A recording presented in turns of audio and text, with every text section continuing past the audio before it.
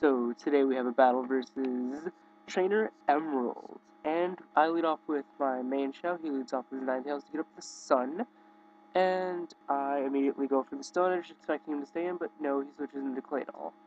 I didn't want to overpredict this early in the match because that could potentially mess me up, but nope. This turn I decided to U-turn into, I forget what I U-turn into, and I U-turn into Alistair, the Hydreigon. Hydreigon is known to just fuck shit up because this is a mixed Hydreigon with Outrage, Stone Edge, EQ, and Fire Blast just to hit Ferrothorn. Because I know Earthquake and Outrage will do absolutely nothing, even though I'm Life Orb. Close to max attack, I think. Because I know I have spec attack investment. Here he thinks I'm just straight special. But no, I carry the Outrage. And he dies, and I'm happy, and yes.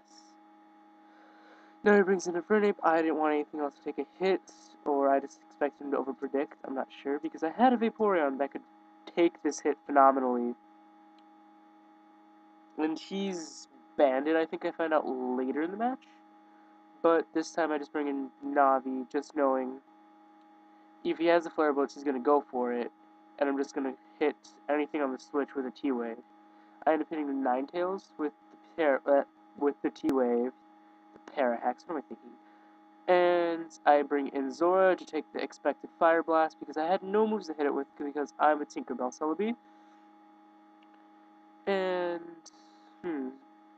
I think at this point I go for the Wish.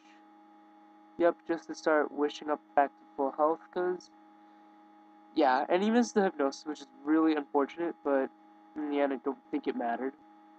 Because, yeah, well, actually, yeah, it probably did matter.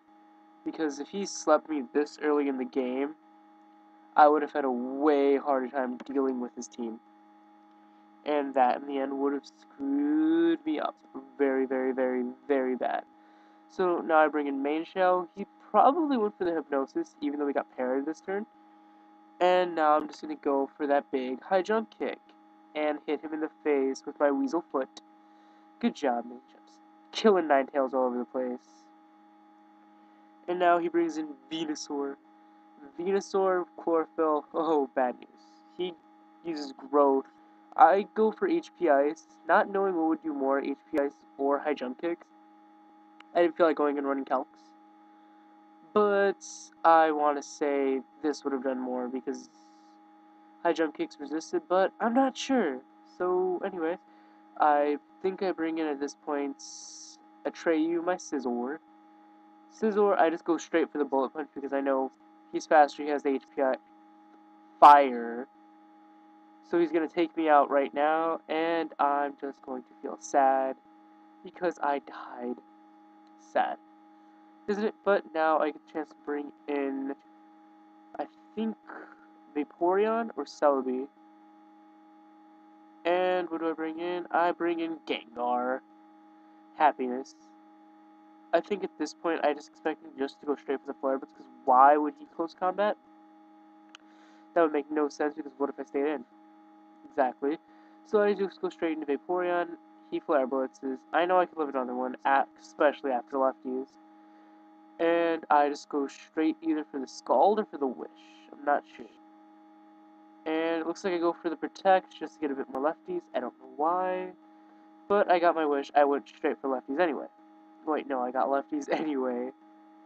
And now I make a wish because I know there's not much you can do to me. And then I see Swords Dance. And at this point, I'm like, okay, I'm either really fucked or just really not that bad off. So I think I either go for Protect or for Scout. This turn, I go for the Scout, and unfortunately for him, I get the Burn. And that's really, really bad for him. Like, honestly, if Scizor wouldn't have gotten burned, either here or now, I would have had a horrible time in this match. Because honestly, Gengar could not do anything.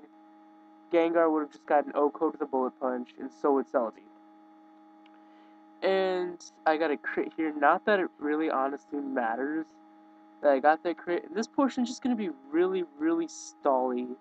between this Scizor and my Vaporeon, because Vaporeon with Scald and Sun is just not doing enough. And I mean, I can only do so much, and since he's a bulky Scizor, of course he has the Roost. You know, that big Roost. And now he's landed, I just go for a Wish. I don't even know why I went for Wish so much right now. I mean, I really had to have been low on wishes at the end of this match. Like, I think I went through, I want to say, about 16 wishes. But maybe that's just me being stupid and not remembering anything. And, yeah, this person just gets really, really stally. But maybe I should just talk about my team now. So this team I made pretty much spur of the moment because I wanted a Dragon type that wasn't Onanakusu or D-Knight, because they're both just meh. Like, I use Banded D-Knight, and that was my phone vibrating if you guys heard that. I'm sorry, that's so unprofessional, even though this is my first video, so why be professional? I don't even know. But, anyway, and pretty much I had Vaporeon, like, that had to be there as my wish support slash bulk. And then Scizor, bulky SD, just like his.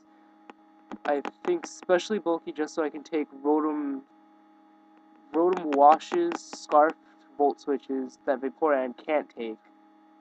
And then Vaporeon's there to take fire hits, ice hits. Hits in general my team does not want to take at all. And most of the time, this team is very successful because Main Shao is there just to mainly be a lead, scouts. Celebi's there as a Tinkerbell Celebi to kill Ferrothorns, kill Scizors that are locked into a move that can't hurt me or hit something on the switch with T-Wave. And mainly this team has been pretty solid. I mean, I have another OU team, and I rarely play OU, so that's just the thing. I wanted just solid teams that I could use throughout. Like, say I don't want to play OU one day. Like, I mean UU. Because UU, I have a pretty solid team of Cobalion, Chandelure, Bandit, Azumarill, and Roserade. And then I have my best defensive core ever, which, if Improv or Nue or Mufasa's watching this, they should know what I mean by the best defensive core ever, which is Shelgon and Clefable, or as I like to call it, Shell Mother Frickin' Fable. And really, Shell Fable is just so unbreakable. I've had people rage quit on me before because they can't break through it. I might end up showing some of the videos from that, if I still have them saved in my PL logs. But, now getting back into the battle, I think we're close to the time where I finally get a chance to kill a Scizor after he either kills it off or I switch out into Celebi. I'm not sure yet. But, yeah, this is the point where I switch, into Gengar, not Celebi, I'm sorry. Sorry guys, JK.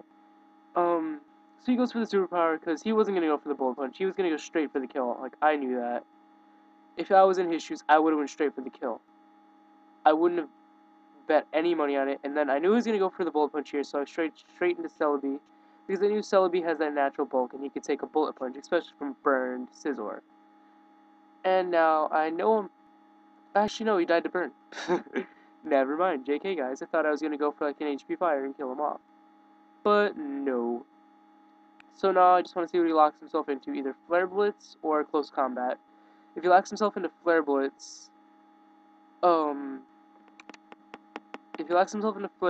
know I might outspeed with Gengar. Depending if he's Adamant Banded, or if he's Adamant Banded, I can outspeed. If he's Jolly Banded, I'm basically GG no re.